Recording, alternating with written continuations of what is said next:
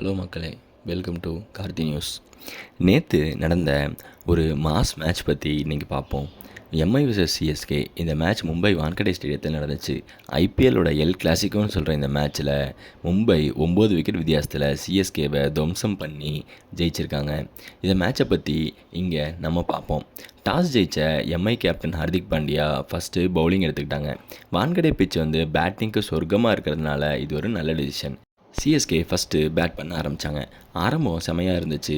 அறிமுக வீரர் ஆயுஷ் மாத்ரே 15 பாலில் 32 ரன் எடுத்து எம்ஐக்கு ஷாக் கொடுத்தாரு.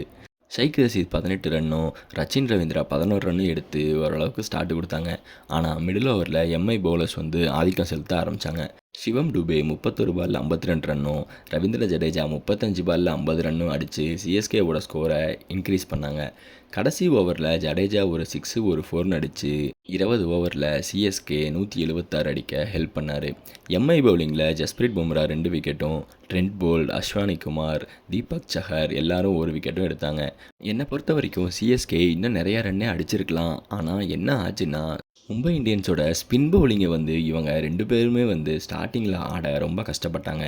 முக்கியமாக ரவீந்திர ஜடேஜாவும் சிவம் டுபேவும் ஒரு ஃபஸ்ட்டு 15 பாலில் பாலுக்கும் ரன்னுக்குமே கம்மியாக தான் அடிச்சிருந்தாங்க. அப்படி அவ்வளோ ஸ்லோவாக ஸ்டார்ட் பண்ணதுனால அவங்க அடிக்க ஆரம்பிக்கும் போது மேட்ச் ரொம்ப கையை விட்டு போன மாதிரி இருந்தது. சிஎஸ்கே நினச்சிருந்தா முதல் பால்லேருந்து அடிக்க ஆரம்பிச்சிருக்கலாம். ஆனால் அவங்க அதை அடிக்கலை. ஏன் அப்படி பண்ணாங்க அப்படின்னு புரியல. இன்டென்ட்னு அவ்வளோ தூரம் பேசியும் மறுபடியும் இன்டென்ட் இல்லாமல் மிடில் ஓவர்ஸில் ஆடி ஒரு 20-30 ரன்னு கம்மியாக அடித்தாங்கன்னே சொல்லலாம். ஏன்னா சிவம் டுபே ஸ்பின் அடிப்பார் அப்படின்னு எல்லாருக்கும் தெரிஞ்சப்போ ஸ்பின் பவுலிங்கை போட்டே சிவம் டுபேவை லாக் பண்ணாங்க. அப்போ கூட இவங்க 2 பேருமே அடிக்க பார்க்கல. இது இவங்களுக்கு பெரிய ட்ராபேக்காக போச்சு. அதனால தான் இவங்களால் ஒரு 200 ரன் கூட ஒரு வின்னிங் டோட்டல் அப்படின்னு பார்த்தா ஒரு 200க்கு மேலேயே எடுக்கணும். அது கூட எடுக்க முடியாமல் போச்சு. 177 ரன் வான்கடையில் சேஸ் பண்ண முடிகிற டார்கெட் தான்.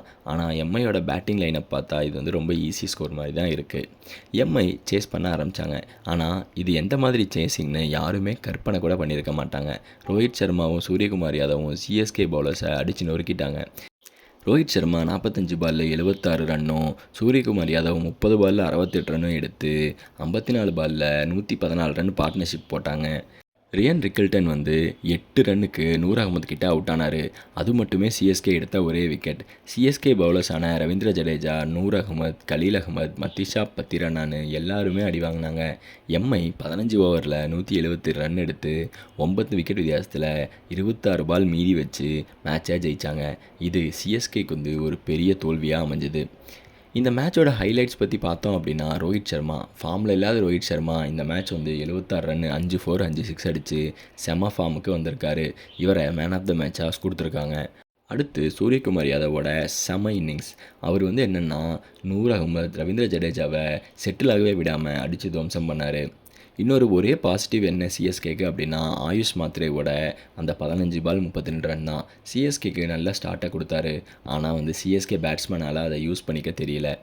எம்ஐ பவுலிங்கில் பும்ராவோட டெத் ஓவர்ஸ் செம்மையாக இருந்தது. சிஎஸ்கேவை 180 கூட அடிக்க விடாமல் ரொம்ப சூப்பராக கண்ட்ரோல் பண்ணார். சிஎஸ்கே பவுலிங் மொத்தமாக ஃப்ளாப்பு. வான்கடே பிச்சில் எந்த கண்ட்ரோலுமே இல்லாமல் மட்டமாக பவுலிங் போட்டாங்க. இந்த வென்னுக்கு அப்புறம் மும்பை இந்தியன்ஸ் பாயிண்ட் டேபிளில் 6வது இடத்துக்கு போயிருக்காங்க. 4 விக்ட்ரியோட நல்ல பொசிஷன் எடுத்துட்டாங்க. சிஎஸ்கே 8 மேட்ச்சில் 4 பாயிண்ட்டோட டேபிளில் கடைசியில் இருக்காங்க. இது தோனி டீமுக்கு பெரிய பின்னடைவு. வான்கடே பிச் பேட்டிங்க்கு செமையாக இருந்தாலும் சிஎஸ்கே பேட்டர்ஸோட சுமாரான பேட்டிங்கும் பவுலர்ஸோட சுமாரான பவுலிங் தான் சிஎஸ்கேவை இந்த நிலைமைக்கு நிறுத்தியிருக்கு. சிஎஸ்கே அடுத்து என்ன பண்ண போகிறாங்கன்னு தெரியலை. இந்த இடத்துலேருந்து இதுக்கப்புறம் சிஎஸ்கே குவாலிஃபை ஆகிறது இல்லை. அதனால் முதல் டீமாக சிஎஸ்கே வெளியே போயிடுச்சு அப்படின்னே சொல்லலாம்.